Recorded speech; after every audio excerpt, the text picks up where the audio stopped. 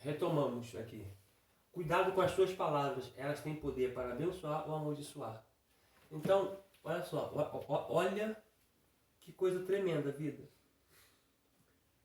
Se a Bíblia diz que os pastores, está lá em Hebreus, para a gente obedecer os nossos pastores, porque eles velam para a nossa vida, porque eles vão dar conta. É como se eles fossem os nossos pais, tá? Os nossos tutores, o nosso aio, tá? Quem é responsável espiritualmente pela nossa vida.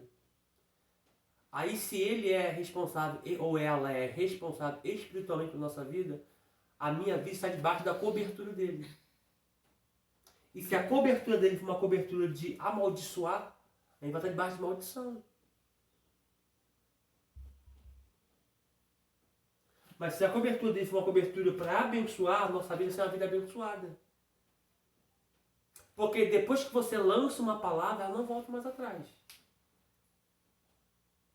Existem algumas coisas que você lança e não podem mais voltar atrás. Uma delas é um tiro, uma flecha lançada e outra delas é a palavra. Eu tenho um livro, esse está até emprestado com a minha irmã. Ele é O Poder das Palavras. Então, olha o que a Bíblia diz. Aquele que fala muito se torna refém das suas palavras. Né? Então, quando eu falo muito e falo coisas sem pensar, eu acabo me tornando refém daquilo que eu falei. Me torno refém das minhas palavras. Tá? Então, cuidado com aquilo que você fala. Tá bom? Eu vou tirar foto uma vez. Pode estar gravando aí? Porque... para não esquecer e...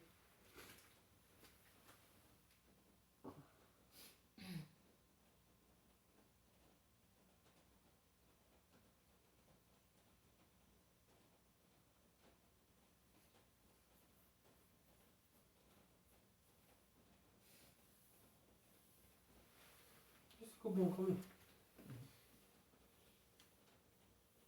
Ficou ruim demais.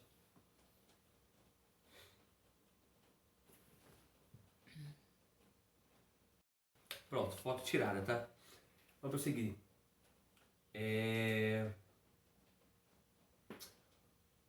Por essa razão, a pregação é a característica marcante do cristianismo.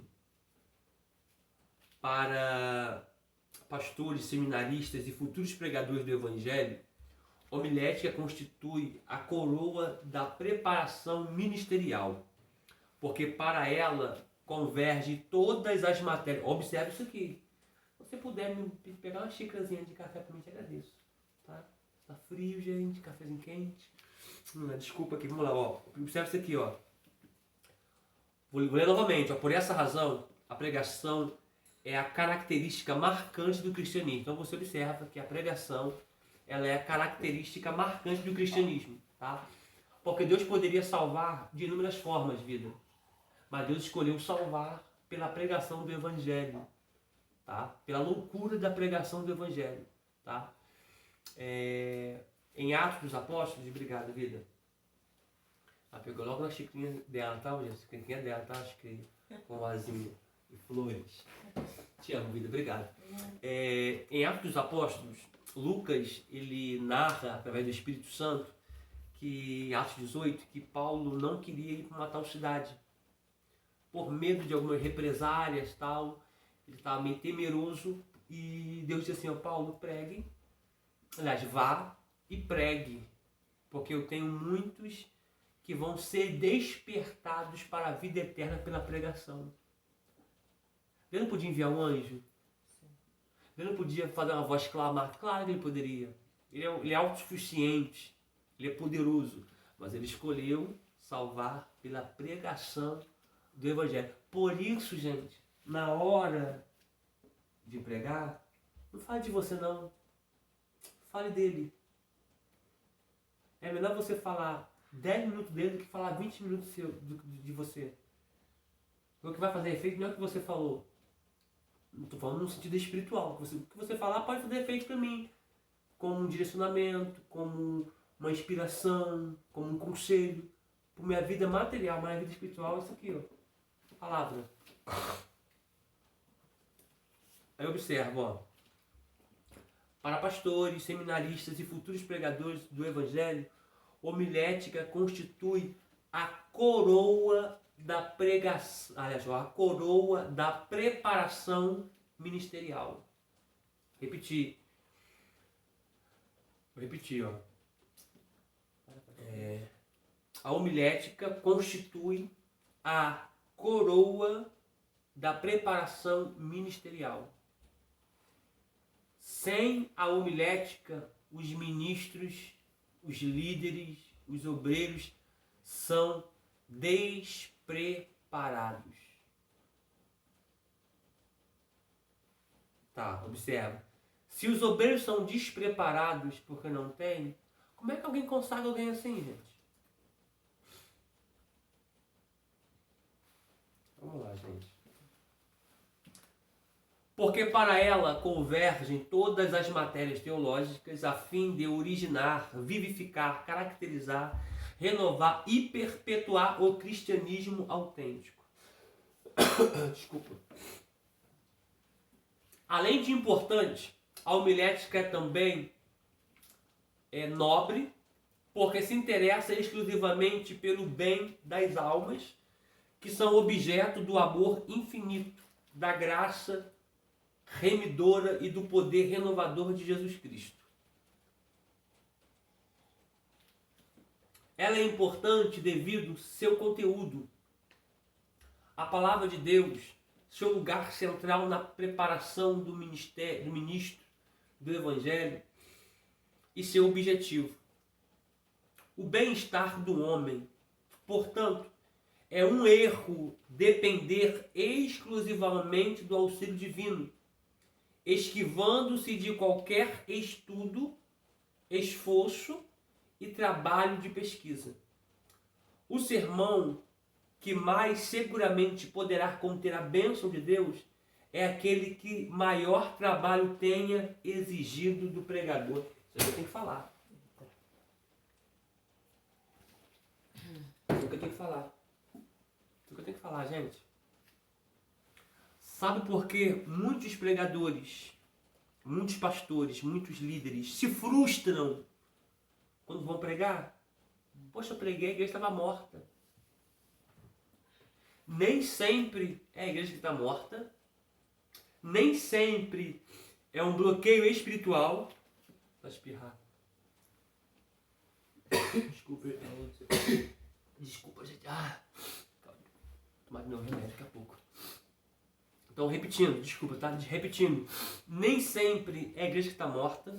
Nem sempre é um bloqueio espiritual. Poxa, hoje está uma batalha travada. Nem sempre é isso. Às vezes é a falta de dedicação do pregador com a mensagem.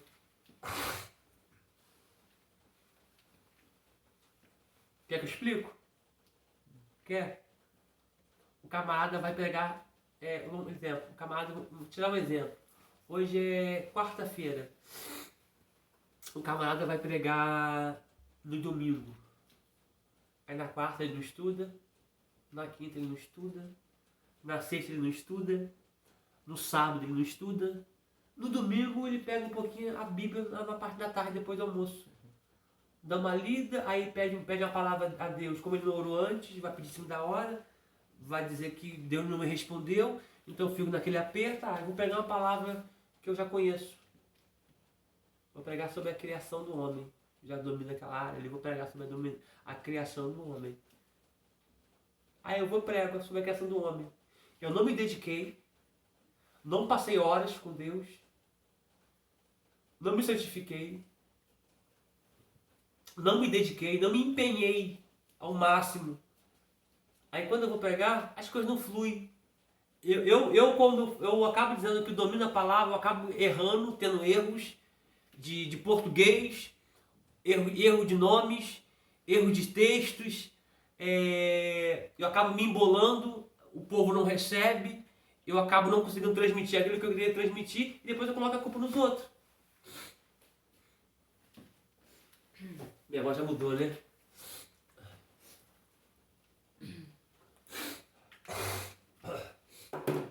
Então eu acabo colocando a culpa em alguém, que sem contar a culpa é minha. Posso ser sincero com você? As ministrações que mais foram impactantes, que Deus me confiou para o povo, foi as que eu mais me dediquei. Não que você não dedique às outras. Não que eu não me dediquei às outras. Tá? Mas tem pregação que a gente sabe...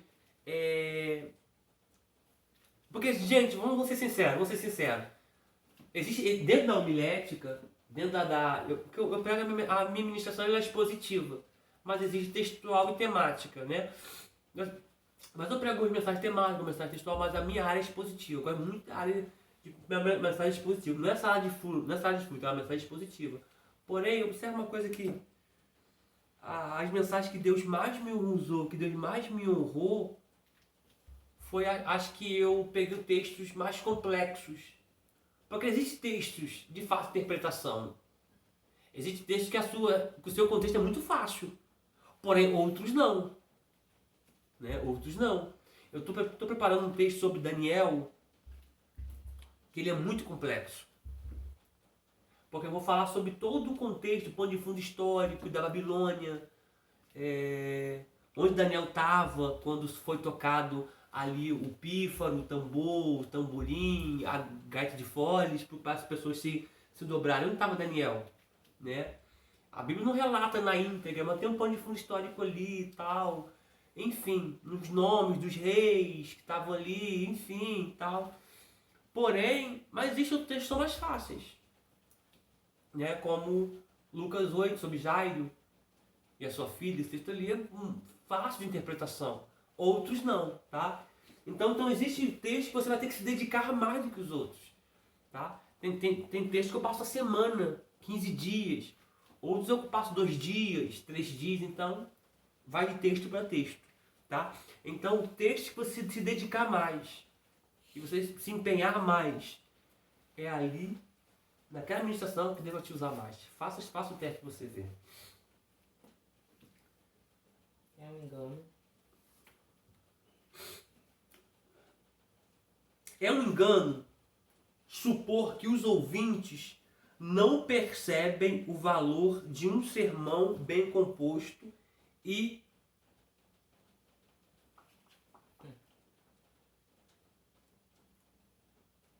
ordenado. Obrigado, Vitor. E ordenado.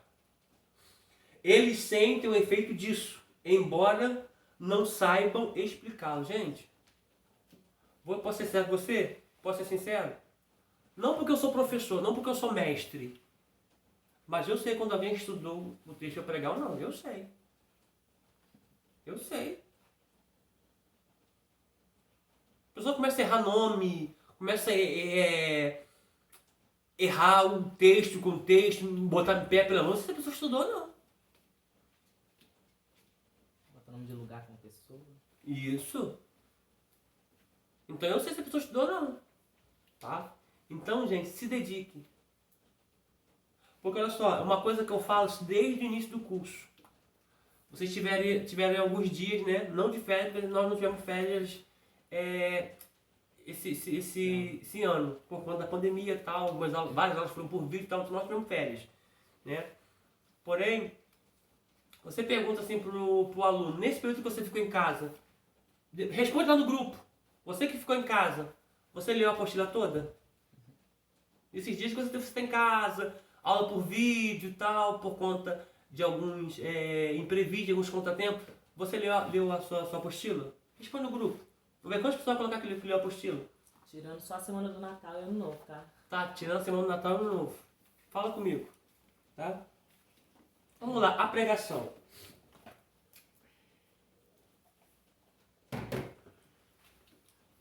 Água tem, obrigado, tá? A pregação. A pregação devia ser considerada a mais nobre tarefa que existe na Terra. Sim, gente. Gente, eu sou um caco de telha. Sou um resto. Miserável homem que sou. Eu me sinto muito honrado quando eu vou pregar a palavra. Igual, tem uma igreja que eu prego todo ano. todo início de janeiro profético, eu prego todo ano. Todo ano eu sou pregador, todo ano, sou dois pregadores. Eu me sinto muito honrado, sabe? Por quê?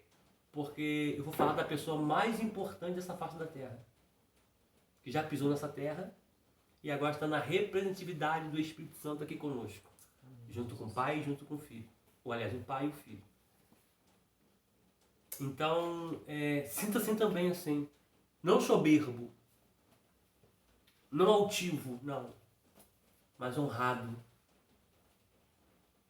Porque antes passava muitas coisas na sua boca, hoje em dia vai passar a palavra de Deus. Hoje em dia suas palavras eram de morte, hoje em dia elas são de vida. Aleluia. Prossigamos aqui. Aquele que é chamado por Deus para proclamar o Evangelho deveria destacar-se como o homem mais importante na sua comunidade. No púlpito, ele poderá fazer muito do seu melhor trabalho para o tempo e para a eternidade. Pregação significa verdade, olha só, pregação significa verdade divina através da personalidade ou a verdade de Deus apresentada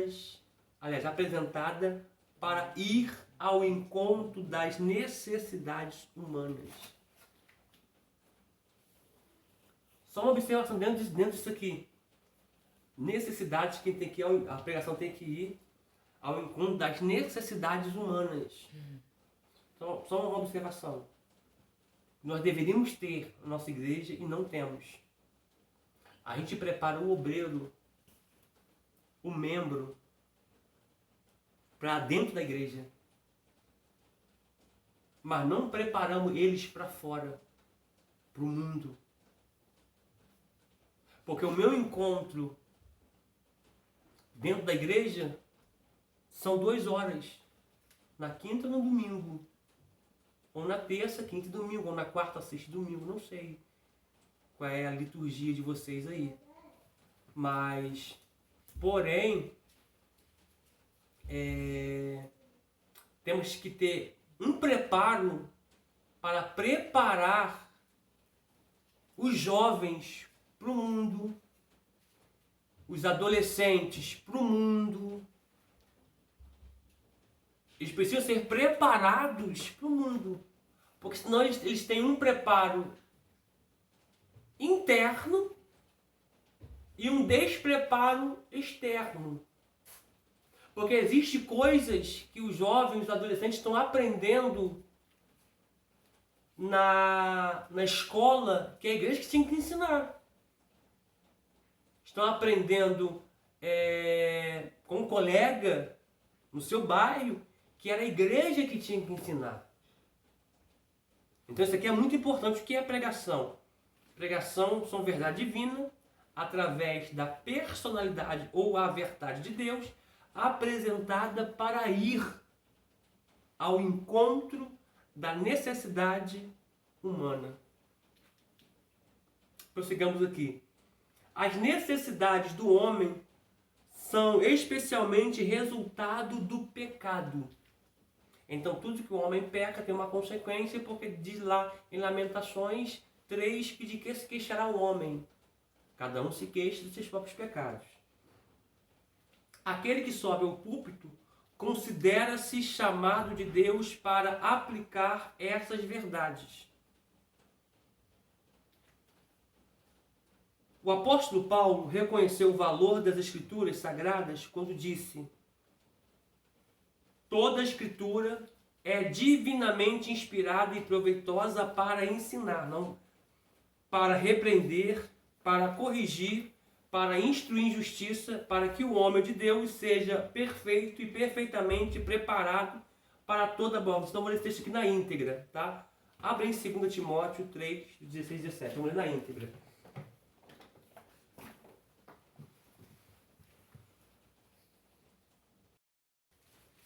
2 Timóteo,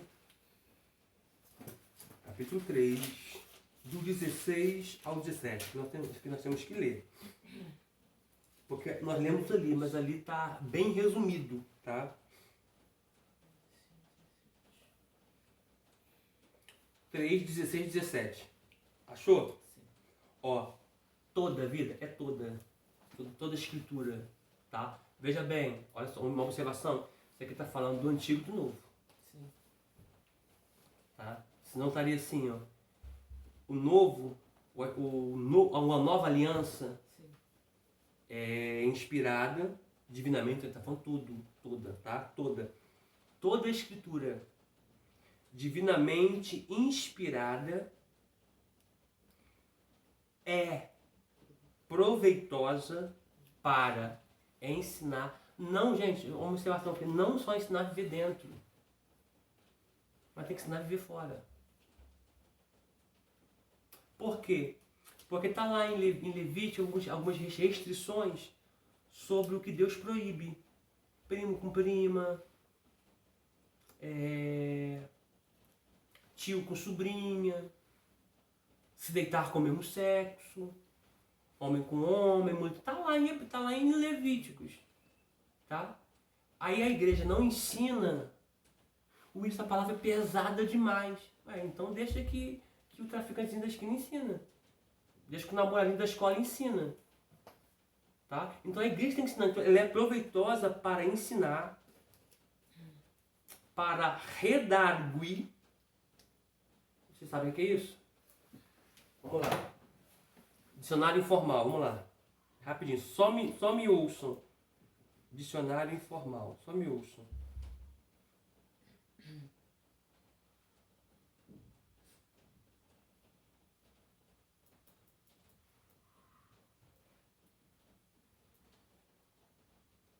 Rápido, re.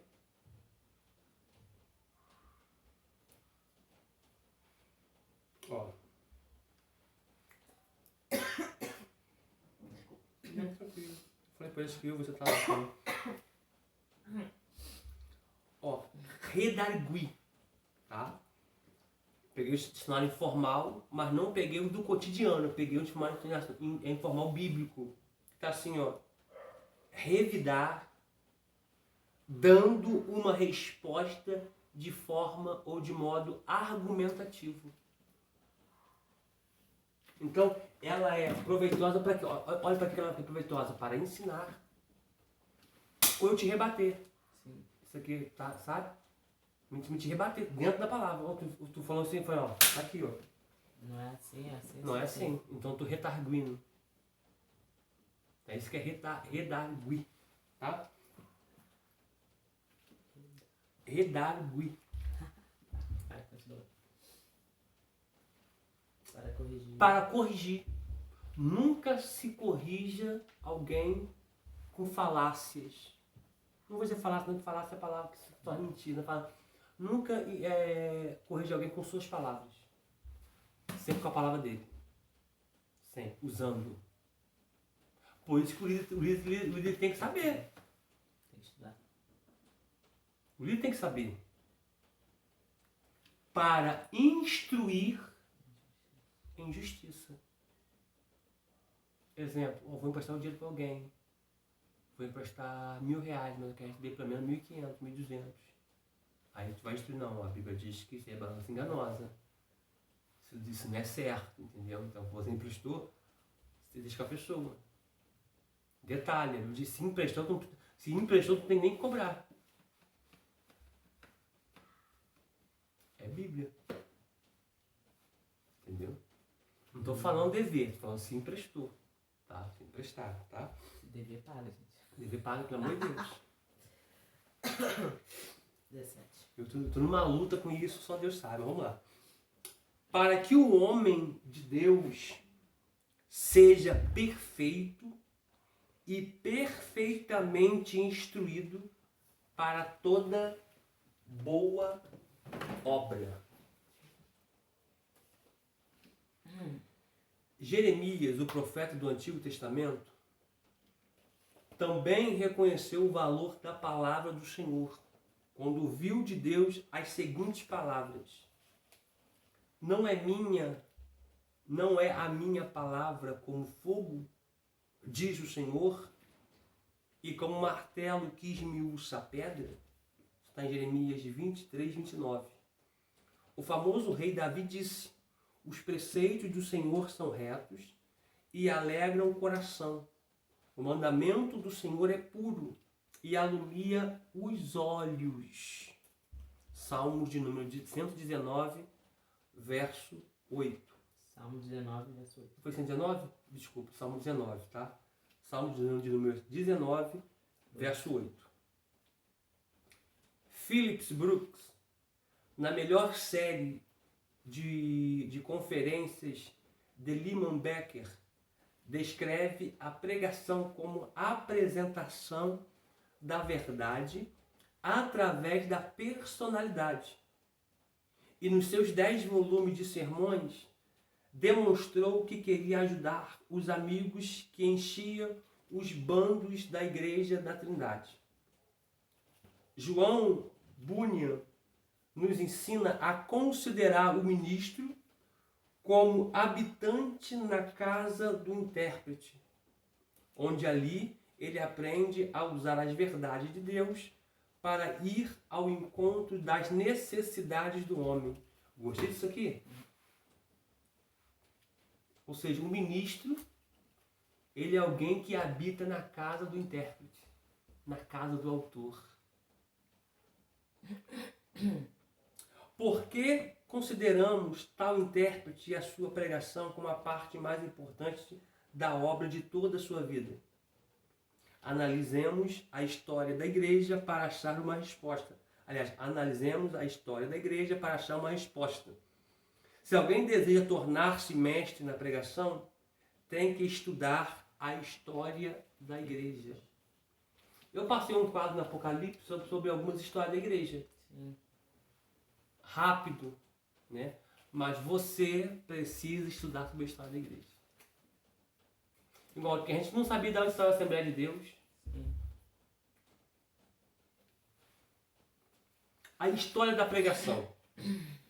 No Antigo Testamento, os profetas destacavam-se dos outros homens. Estes homens falaram em épocas diversas, mas todos estão interrelacionados, demonstrando o significado da verdade através da personalidade. Um estudo de pregação no Novo Testamento começa com João Batista, que só foi superado pelo Senhor. A lista dos pregadores inclui Pedro, Paulo e o autor da Epístola aos Hebreus. Estes homens figuram na história principalmente como pregadores do Evangelho. Nosso Senhor gastou muito tempo do seu ministério ativo na preparação dos 12, porque ele queria que a igreja, desde os seus primórdios, exaltasse a obra do pregador. A história da igreja primitiva nos ensina a mesma lição, tanto positiva como negativamente. Consideremos, por exemplo, Crisóstomo, Agostinho e Ambrósio, que se destacavam em outros predicados, mas acima de tudo como pregadores. Veja bem, você precisa estudar a história de Santo Agostinho, tá? Nós chamamos da era patrística, Crisóstomo, Ambrósio, enfim. Em toda a Idade Média, porque veja bem, tudo que você adquirir como conhecimento não vai te ocupar espaço. Porque conhecimento não ocupa espaço, tá? E todo conhecimento é útil, tanto para a vida agora como para a vida futura, tá? Adquira conhecimento. Em toda a Idade Média, 2 homens, Bernardo de Clairvaux e Francisco de Assis, se consideravam pregadores acima de tudo, tal como os apóstolos e os pais da igreja primitiva. Sobressaíam-se noutros campos. Interpretavam por meio da pena e da voz a vontade de Deus. Essa meio da pena e da voz, aliás, essa é uma das principais razões porque ainda vivem no coração dos que amam a pregação da palavra. Durante a Reforma, a obra do pregador salientou-se ainda mais.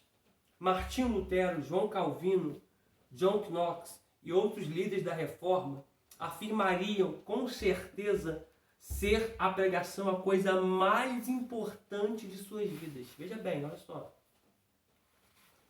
Se os nossos pais da fé,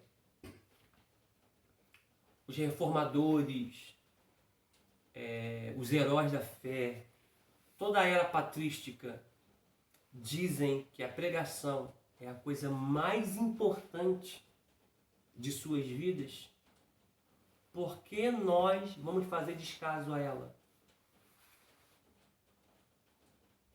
Por que você que prega não estuda?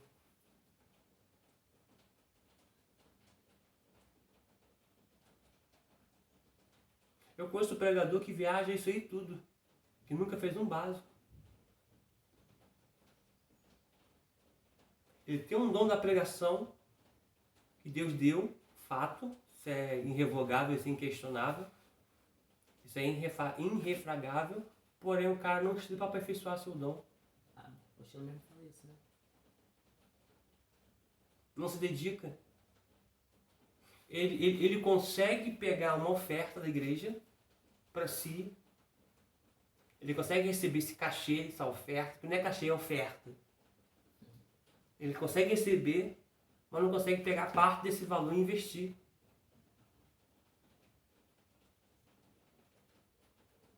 Pensa.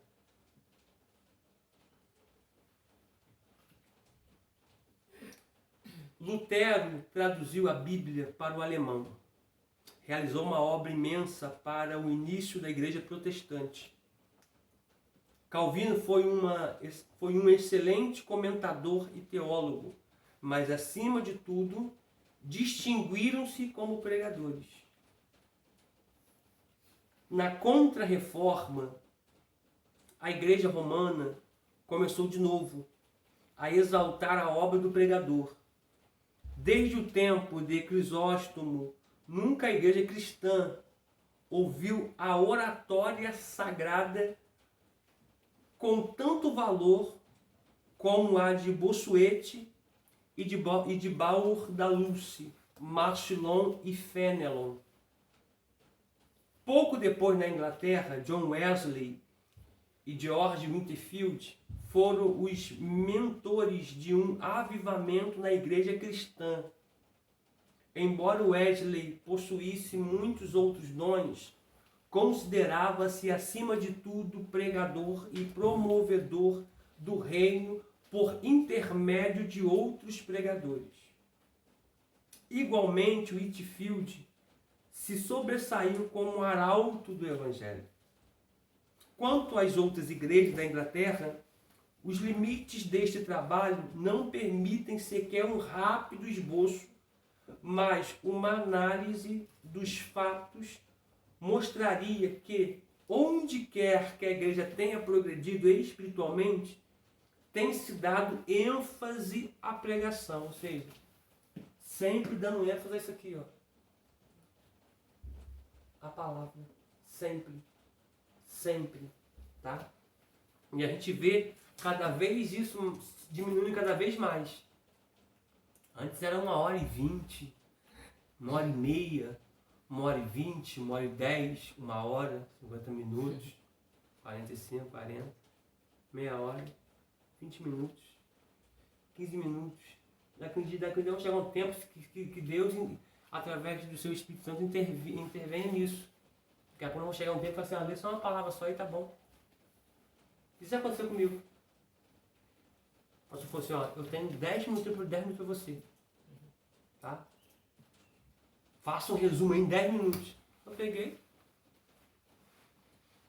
fiz as minhas considerações, ressaltei de qual igreja que eu era, apresentei meu líder, minha igreja, agradeci quem tinha feito a ponte, para que eu chegasse até ali, agradeci o convite que me fizeram, né? Pela sensibilidade que tiveram através do Espírito para citaram meu nome. Participou em 6 minutos. Li a palavra, fiz a oração. Eu falei, pelo tempo que me foi dado, só posso falar e ler a palavra só, porque o tempo já estava muito corrido. Fiz e entreguei o microfone. Porque, gente, uma coisa eu aprendi. Eu não corro mais com a palavra. Eu antes às vezes ficava 6, 7, 8, 9 dias estudando, tá, com a palavra, virava a noite estudando a palavra e tal. Aí quando você ia pregar, o pastor falava assim, você tem 20 minutos, meia hora.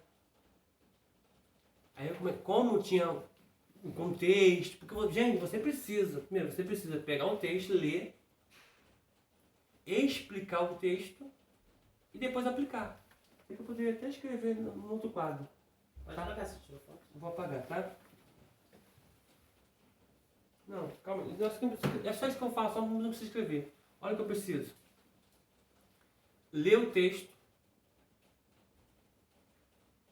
explicar o texto e aplicar o texto. Ok, li o texto? Ok. Agora eu tenho que explicar. Para mim explicar, eu tenho que explicar dentro do contexto. E às vezes esse contexto é uma historicidade, uma história. Então eu tenho que passar para você esse pano de fundo, histórico. Tá? Então nisso aí, se você começar a correr, pular etapas, você acaba metendo o pé pela mão, você acaba se enrolando, ninguém entende nada, eu falo assim, o pregador se enrolou. Só que nunca vão colocar a culpa no tempo que te deram. Então, vai naquilo que o Eterno colocou no teu coração. Porque, observe isso aqui, se puder escrever, até escreva. Lê o texto. Dá pra botar aqui, ó. Tá aqui. Mas que não vou tirar foto, não vou tirar foto já, tá? Só pra você botar até de azul, ó. Lê o texto. Ó, lê o texto. Isso é a primeira coisa, gente. Lê o texto.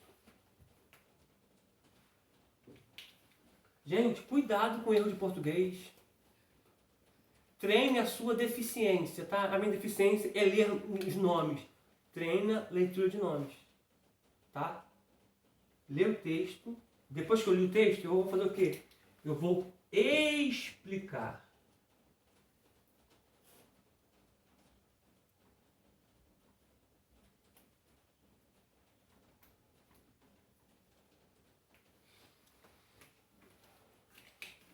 No que eu vou explicar o texto, eu tenho que sempre explicar dentro do seu contexto. Sempre. Nunca somente o texto isolado. Sempre texto. Você colocar aqui, ó. Texto dentro do contexto.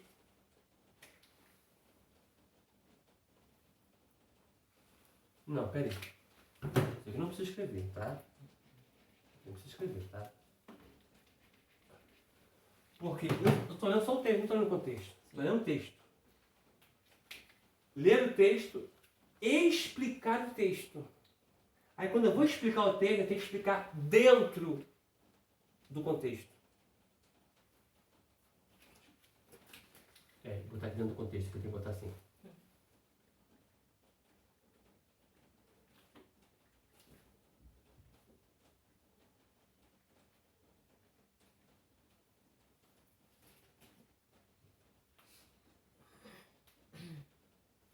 É isso aí. Ó, vamos lá. Ler o texto. Explicar o texto dentro do contexto.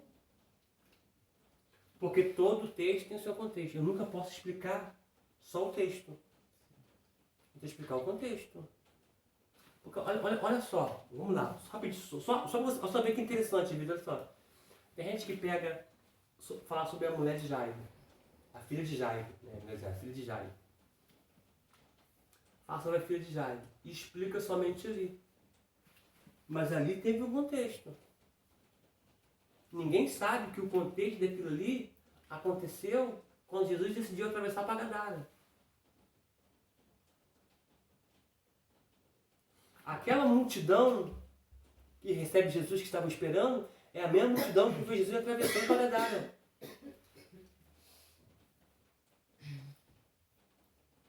Percebeu isso aqui? Deixa eu ficar para cá no caminho. Percebeu isso aqui?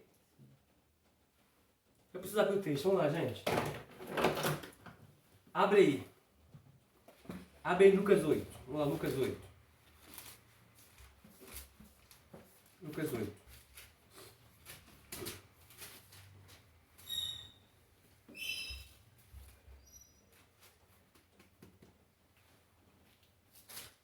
Lucas 8, a partir do versículo 40. Tá? Mas a pessoa, quem vai falar sobre a filha de Jairo vai ler um pouco mais na frente, né? Vai ler mais ou menos, quer ver? Ele vai ler, quem for ler, ele vai ler a partir do versículo 41. Vamos ler do 40, né? Ó. E aconteceu que quando voltou da onde? Quem for pregar tem que saber. Tem que saber. E quando voltou Não, Jesus? E quando voltou Jesus, a multidão o recebeu. Mas voltou da onde? Aí tem gente que dá seguimento daqui para frente. Sim. Da onde que ele voltou, gente? A multidão recebeu porque eu já estava esperando. Que multidão é essa? Eu não vou nem adentrar na leitura, não. Que multidão é essa? É a multidão que estava com ele antes desse episódio. Ele já estava ali ensinando. Porque isso começa antes dele entrar no barco e pegar a tempestade para Gadara. Ele já estava ensinando ali. Sim. Passou o dia ensinando acerca de fé. Ele ensinou a parábola da candeia, da semente, do semeador e falou do grão de mostarda. Aliás, falou da fé, que é como o grão de mostarda. Não é como o grão de mostarda. Logo após aquilo dali, ele vira para os discípulos e diz assim: entremos no barco e passamos para o outro lado. E a multidão o levou como ele estava, e a multidão ficou. Ele vai para Gadara, território de Decápolis, 10, Policidade, tá? São 10 cidades, situado hoje na Cisjordânia, tá? Ele está ali, numa fronteira entre Israel e a Cisjordânia, e ele está ali, agora nesse local, para libertar um homem. Só que ele vai voltar, depois que ele liberta um homem, veste o homem, o povo daquela cidade não recebe ele, não quer ele tem que voltar. Então ele volta, no que ele volta, o povo está esperando, então ele voltou daí. Então isso eu preciso contar. Porque senão o povo vai ficar, voltou aonde? Tem uns ou outros que acham que passar desapercebido, mas quem nem que estudou, ou quem gosta de ouvir, curioso, vai falar, pô, voltou da onde? O cara falou que ele voltou da onde? Então, eu li o texto. Mas o contexto. Tá? E depois que eu li que eu explicar o texto dentro do seu contexto, eu tenho que aplicar. Aí que tá, mas vamos lá. Olha só, vamos lá. Vou pegar isso aqui como base, tá? Vou pegar isso aqui como base. O vídeo vai acabar daqui a 6 minutos. Vamos lá, a gente começa no outro. Vamos lá. Queridos, o texto que nós lemos em Lucas 8:40 vai narrar uma cura de uma mulher que padecia há 12 anos e também vai falar sobre um príncipe da sinagoga que está com uma crise no seu lar porque a sua filha está enferma. Só que nós lemos o texto e observamos que esse texto aqui, essa enfermidade, é uma enfermidade que ela é degenerativa. Porque a menina vai da enfermidade para a morte. Porém, o início foi assim. E voltou Jesus, a multidão logo recebeu. Porque estavam esperando. Só que esse dia, Jesus está voltando. Voltando da onde? Ele começa o dia ensinando a multidão. Ele vai ensinar acerca de fé. Tá? Ele vai ensinar 4 parábolas. Ele vai falar da parábola da candeia, da parábola do semeador e a parábola da semente. e também a fé como uma parábola dentro de um patamar como um grão de mostarda. Você observa que ele vai ensinar sobre fé. Logo após, ele vai testar a fé dos discípulos. Ele vai dizer assim, olha, homem de pouca fé. Ou então não tendes fé ainda. Então ele vai testar a fé. Então, você observa que ele ensina sobre fé e depois ele mostra na prática. Ele ensina a teórica e mostra na prática. Então você observa que eu já li o texto, agora estou explicando o texto. Estou continuando explicando o texto.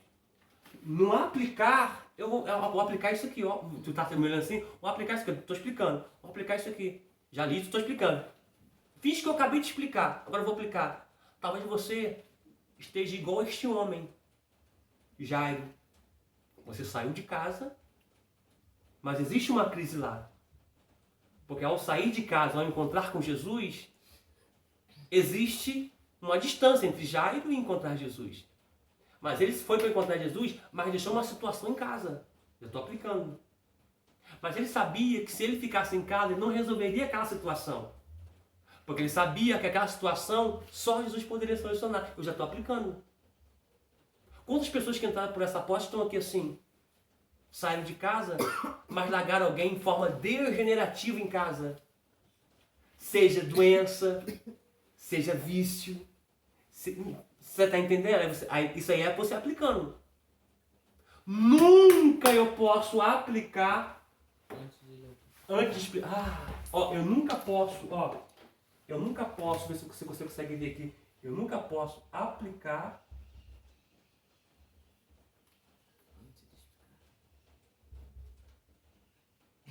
antes de explicar. Nunca posso. Porque tem gente que no afã e por não estudar, por não conhecer, já começa lendo, aplicando. Já leu e já aplica. Essa aí é pra você. Não, gente. Não.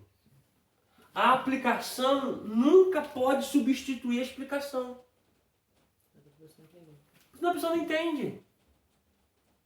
Aí tem pessoa que me cerca no final de mensagem. Poxa, pastor, o senhor pregou pra mim. Às vezes fala com ela, pô, eu vou falar com seu esposo, não, mas fala pra ele que ele pregou a minha vida.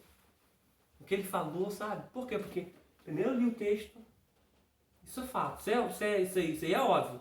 Tá? O erro que as pessoas cometem, Vitor, não é aqui. Sim. Tá? Porque isso aqui todo mundo vai fazer certo, ler o texto. É entre explicar e aplicar. Eu nunca posso ler e já aplicar o texto. A pessoa sai da igreja sem entender nada. Isso é homilética. Isso é homilética. A pessoa pode sair até... Ela pode sair até assim, mais pra cima, porque pelo que foi aplicado. Tá? Pelo que foi aplicado. Por quê? Porque eu estava passando por aqui, o pregador falou da minha vida. Né? Ele pode sair até mais renovado pelo que foi aplicado, dentro da palavra. Mas ela nunca vai conhecer o texto, porque você não explicou. Aí é onde temos muitas pessoas na igreja que têm a informação, mas não têm o conhecimento. Olha quantas coisas que vocês estão aprendendo agora, depois de anos. Eu tenho um pastor que tem mais de 40 anos que faz aula comigo e fala assim, olha, eu estou aprendendo isso hoje. Eu perguntei, pastor, quantos anos você tem de igreja? Ele fala, tem mais de 40 anos. Eu falei, então, só nessa aula de hoje o senhor evoluiu 40 anos. Porque tem pessoas que passam para você, ler o texto, passam, aplicam, mas não explicam. Você viu como é que foi ali? Aí, Davi, vamos ler. Eu li o texto de Davi sendo ungido na casa do seu pai. Davi, li o texto, 1 Samuel 16, li o texto. Aí eu vou explicar, gente, Davi estava trabalhando, Davi estava aparentemente esquecido, porque quem fez Jessé lembrar de Davi foi Samuel. Não resta mais algum, não? Não resta ainda o menor. Você vê que Davi estava esquecido. E essa é uma mensagem para você. Aí eu já estou aplicando. Já expliquei o texto, agora estou aplicando. É uma mensagem para você. Talvez na sua casa você é só mais um. Você é esquecido. Na sua igreja, talvez o pastor olhe para todo mundo, vê para todo mundo a liderança, mas não vê você. Você está esquecido. Mas pode ficar tranquilo. Aquele que te vê e tem chamada, vocação na sua vida, que já te escolheu, que já te chamou, Ele vai mandar alguém lembrar do teu nome. Ele vai até você. Não adianta você ficar, mas eu fico só no banco, fica tranquilo. Não é você que vai, é Samuel que vem até você. Então fica tranquilo. O que é teu vai ir até você. Então já estou aplicando. Você pegou isso aqui? Então isso aí você tem que saber.